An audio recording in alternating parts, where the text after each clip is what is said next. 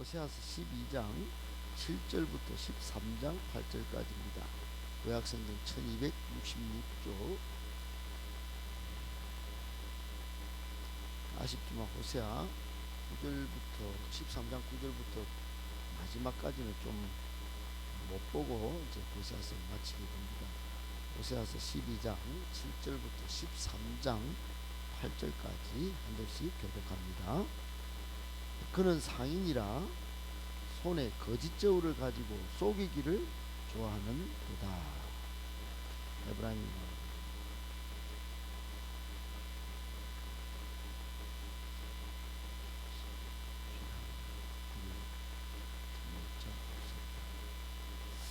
내가 애굽 땅에 있을 때부터 나는 내 하나님 여호와니라. 내가 너로 다시 장막에 거주하게 하기를 명절날에 하던 것 같게 하리라.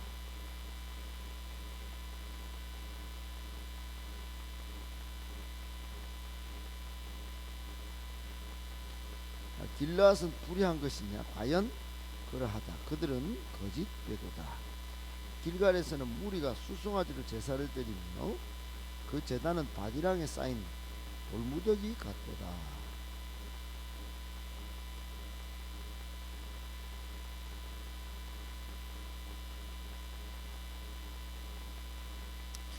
여호와께서는 한 선지자로 이스라엘을 애굽에서 인도하여 내셨고 이스라엘의 한 선지자로 보호받았거늘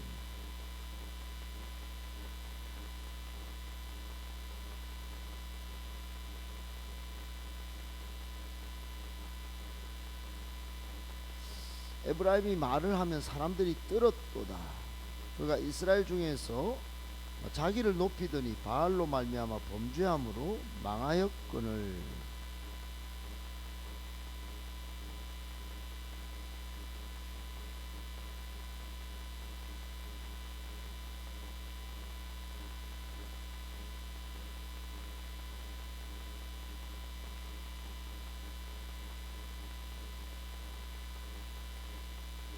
이러므로 그들은 아침 구름 같으며 쉬 사라지는 이슬 같으며 타작마당에서 광풍에 날리는 쭉정이 같으며 굴뚝에서 나는 연기 같으리라.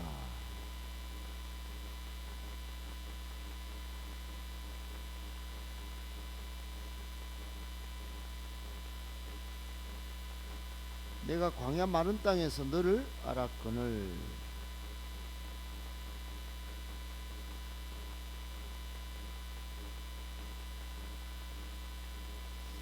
그러므로 내가 그들에게 사자 같고 길가에서 기다리는 표범 같으니라. 내가 새끼 잃은 곰같이 그들을 만나 내 염통 거풀을 찢고 거기서 암사자같이 그들을 삼키리라. 들짐승이 그들을 찢으리라. 할렐루야. 반갑습니다. 토요일 새벽에 이렇게 또 하나님 앞에 예배 시간을 드리는 여러분 하나님 기뻐하시고 여러분 영혼을 새롭게 한같이 여러분 삶의 흔적마다 하나님이 큰 은혜 주시기를 예수님의 이름으로 축복합니다. 아멘. 오늘 말씀 세 가지로 정리해서 묵상하겠습니다. 첫 번째, 하나님께로 돌아왔다면 신실하고 정직하고 믿음으로 거룩하게 살아야 합니다.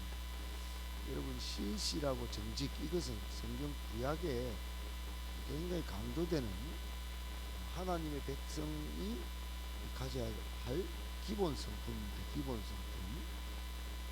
요셉은 감옥에서도 신실했습니다. 정직했습니다. 하나님 앞에서 라고 하는 그람되오 신앙을 가졌습니다. 아울러 우리 성도는 믿음으로 살아야 합니다. 믿음으로 세상 사람과 다른 거룩한 성품을 가지고 살아야 합니다. 그러므로 신실하고 정직하고 믿음의 거룩함을 지키는 것은 성도의 표지, 성도가 지녀야 할 가장 중요한 영적인 속성이다, 이렇게 말할 수 있죠. 여러분, 호세아 12장, 우리가 이제 12장에 들어왔는데 호세아는 13장이 끝납니다. 12장에 들어와서 하나님은 갑자기 이스라엘 백성들에게 그 조상들의 아주 대표로 야곱을 소환한 거예요. 야곱. 그래서 이제 야곱의 삶을 보여주시면서 어떻게 도전하냐 봤더니 6절에 인내와 정의를 지키라. 인내와 정의를 지키라. 인내 좀 잘 참고 공의롭게 좀 살아라. 그리고 하나님을 바라는 믿음을 가질 것을 도전했습니다. 한마디로 야곱은 마지막 삶은 잘 참고 또 이제 처음에는 속이면서 살았지만 정의롭게 살았고 정직하게 살았고 진실하게 살았고 마지막에는 믿음으로 하나님을 바라보는 믿음의 삶을 살아서 거룩한 그런 신앙의 모습을 자녀들에게 보여주었습니다. 하나님께로 돌아와서 야곱이 그런 삶을 잘 마무리하면서 아주 좋은 인생의 후반을 보냈죠. 그리고는 오늘 7절에 다시 하나님이 이렇게 말씀합니다. 그는 상인이라. 야곱의 삶을 소환하면서 손에 거짓 저울을 가지고 속이기를 좋아했다. 그러면서 이제 8절에 에브라임도 그랬다. 에브라임도 나는 부자거든요. 나는 재물을 많이 얻었는데 수간 모든 것에서 죄락고 할 만한 불의를 못 찾을 겁니다. 그래 이제 쭉 형편없이 부자로 사는 것을 또 부정하게 돈을 버는 것을 무지하지 않았다고 하는데 사실 이게 하나님은 그런 교만 떨지 마라. 그 부자를 자랑하지 마라. 실제로는 너희가 거짓으로 이렇게 사는 것 아니겠냐. 그러면서 이제 그 이후에 하나님께서 11절에 길라서 불의한 것이냐 과연 그러하다. 그들은 거짓되도다. 그러면서 이제 아주 신랄하게 이 이스라엘 백성들의 거짓된 삶과 믿음 없는 삶을 질타하게 됩니다. 사랑하는 여러분, 한마디로 지금 이스라엘 백성은 야곱의 삶과 견주어 볼 때 야곱이 처음에는 좀 거짓되고 속이고 그랬지만 나중에는 경건한 삶을 살았던 것과 같이 여러 이스라엘 여러 그 백성들 특별히 그 대표격인 에브라임 족속은 지금 교만을 떨고 아주 뭐 떵떵거리고 살고 있지만 그 안에는 아주 하나님이 싫어할 만한 또 하나님께로 돌아온 백성, 이런 백성답지 않은 시시 또 정의와 상관없는 그런 삶을 살고 있으니 좀 다르게 사십시오. 다르게 살아라. 이렇게 이야기하고 있는 것입니다. 오늘날도 마찬가지예요. 성도가 바깥 세상 사람들보다도 진실하지 않거나 정직하지 않거나 믿음이 없다면 이게 참 거꾸로된 거 아니겠습니까? 우리가 먼저 진실하고 정직하고 우리가 먼저 하나님에 대한 확실한 믿음이 있어야 되겠다. 바른 믿음이 있어야 되겠다. 제일 중요한 원칙은 히브리서 11장 6절처럼 믿음이 없이는 하나님을 기쁘시게 못하나니 그랬으니 믿음을 가져야 되겠죠. 어떻든 여러분 이게 굉장히 이스라엘 백성에게 강하게 요구된 인생 덕목과 같았다. 오늘날도 이 말씀이 우리에게 주어지고 있다 생각하시고 여러분 진실하고 정직하게 믿음으로 세상 사람과 좀 다르게 거룩한 그런 삶을 잘 살아내실 수 있기를 예수님의 이름으로 축복합니다. 아멘. 두 번째, 하나님은 언제 어디서나 하나님의 신실한 뜻을 펼치시고 계십니다. 여러분 하나님은 인간과 어떻게 좀 다르냐 했을 때 사람은 서로 사랑해도 한계가 있습니다. 사랑해도 실수가 있고 약속을 해도 온전하지 않습니다. 그러나 하나님은 다릅니다. 하나님의 사랑은 언제나 똑같고 한결같고 또 신실하십니다. 하나님은 뜻과 약속을 정하시면 그대로 이루십니다. 하나님의 약속이 변개하거나 하나님의 약속이 뒤틀리거나 그런 적이 없습니다. 반드시 약속하신 뜻대로 이루십니다. 그거를 한마디로 변함없는 하나님, 변함없으신 하나님, 한결같으신 하나님, 이렇게 표현하는 것입니다. 오늘 9절부터 14절에 보면 애굽 땅에 포로 시절에서도 그때도 하나님은 사랑이 한결같았다. 그리고 그 이후에도 여러 선지자들을 통해서 이상을 보여주시고 비유로 말씀하셨는데 그때도 그 신실하심이 여전했다. 그러나 이스라엘 백성들 11절 12절에 배신을 때리고 우상을 섬겼지만 그럼에도 불구하고 하나님은 또 13절에 어떻게 하셨나요? 모세를 통하여 또 그 이후에 한 사람을 통하여 구원을 베푸시고 보호하셨다. 여전히 여기는 드러나 있지 않지만 예수 그리스도를 통하여 하나님은 그 신실하신 사랑과 또 그 주권적인 뜻을 펼쳐 보이셨다. 여러분, 이야기가 이렇게 되는 것입니다. 하루만 눈앞에 보이는 것만 보면 하나님은 사실은 안 보이는 것도 같고 없는 것도 같지만 역사를 쭉 통틀어서 보면 지리적으로나 또 지형적으로 환경적으로 다 살펴보면 하나님은 한 번도 그 사랑을 변개하거나 또 그 세우신 뜻을 이루시지 않은 적이 단 한 번도 없습니다. 확실히 온전하셨고 확실히 신실하셨습니다. 사랑하는 여러분, 하나님께서 이렇게 귀하신 뜻을 정하시고 지금은 교회로 통하여 또 우리 그리스도인들 통하여 하나님의 뜻을 언제 어디서나 펼쳐 보이고 계십니다. 우리는 하늘나라의 정권 대리 대사입니다. 완전히 대한민국을 대표하는 대사가 우리는 천국을 대표하는 대사인 것이죠.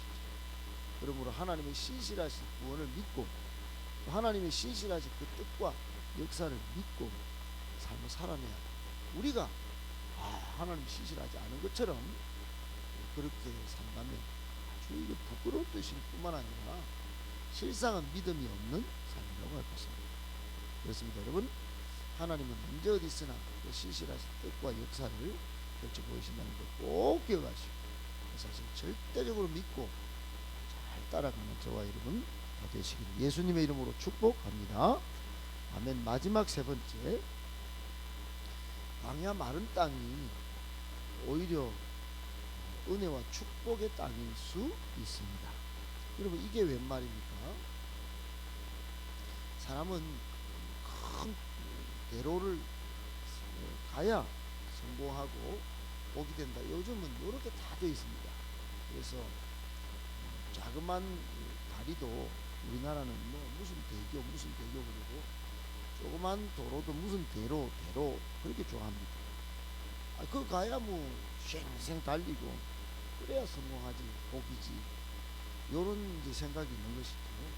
근데 성경은 그렇지 않습니다. 성경은 광야 마른 땅이 우리에게는 은혜의 땅이고 축복의 땅이 될 수 있다, 이렇게 말씀합니다. 여러분, 오늘 본문에 쭉 보면 이스라엘 백성이 애굽 땅에 있었던 것을 이제 보여주시면서 애굽 포로 시에 하나님이 구원을 베풀어 주셨습니다. 출애굽한 거죠. 근데 정작 언제 하나님을 제대로 이스라엘 백성들이 하나님을 제대로 알게 되었나? 그는 이집트에서는 몰랐어요. 나와가지고 광야 메마른 땅을 돌아다닐 때 비로소 하나님이 계시구나, 하나님 우리를 구원하셨구나, 하나님 우리를 보존하시구나, 그걸 알게 됐다는 것입니다. 오늘 13장 5절에 그런 말씀입니다. 나는 애굽 땅에 있을 때부터 원자였고 내가 광야 마른 땅에서 너를 알았다. 그래서 광야 마른 땅에서 하나님은 광야 마른 땅에서 우리를 알고 우리를 지키시고 우리를 보존하셨다. 하나님 그러셨습니다. 하나님이 광야 마른 땅에서 40년 동안 그들을 만나러 배불리고 내추라기로 배불리고 그렇게 해서 약속의 땅까지 보내셨다. 사랑하는 여러분, 이게 하나님 편에서만 이게 뭐 있는 이야기입니까? 그렇지 않습니다. 우리도 성경의 인물들 보면 대부분의 위대한 인물들, 신앙 역사를 이룬 인물들은 좋을 때 하나님이 섬긴 게 아니라 쫓겨날 때, 다윗도 광야에서 하나님 체험하고 시편 23편 여호와는 나의 목자시니 내게 부족함이 없어. 부족함 천지죠. 부족함 천합니다. 궁전에 있을 때 그친 게 아니에요. 광야 마른 땅에서 내게 부족함이 없고 하나님 내 인생의 작은 목자다. 이렇게 고백했습니다. 여러분, 세례 요한은 뭐 엄청나게 부족한 게 많았습니다. 제대로 따뜻한 밥을 해먹지 않았습니다. 그럼에도 불구하고 나는 우리 예수님한테 비하면 나는 그분의 신발끈조차도 풀거나 맨 정도의 사람이 아니다. 이렇게 이해했습니다. 자신의 인생의 엄청난 축복의 자리를 고백할 수 있었습니다. 사랑하는 여러분, 광야는 하나님 없이는 살 수 없는 곳입니다. 그러므로 오히려 하나님이 계시기 때문에 중요한 곳이라고 말씀할 수 있습니다. 오늘 6절에 보면 그들이 먹여준 대로 배가 불렀고 배가 부르니 그들이 마음이 교만해서 나를 잊어버렸다. 그랬습니다. 하나님 얼마나 섭섭했을까요? 오늘 말씀의 결론은 그겁니다. 여러분, 광야에서는 하나님 건져주가지고 하나님 알았는데 배가 부르니 교만해가지고 하나님 잊어버렸다. 여러분, 궁전이 좋은 아파트가 오히려 은혜의 땅이 아니고 축복의 땅이 아니고 하나님 잊어버림으로 저주의 땅이 되었다. 그것입니다. 우리 교회 지난 40년을 돌아보면, 제가 오고 한 8년을 돌아보면 정말 힘든 시기가 많았습니다. 요즘 40년 준비하면서 제가 지나온 과거를 돌아보면 정말 눈물 없이는, 고통 없이는 돌아볼 수 없는 그런 시절이 있었습니다. 근데 지나고 보니까 이게 은혜로 지나온 감사 40년이었다.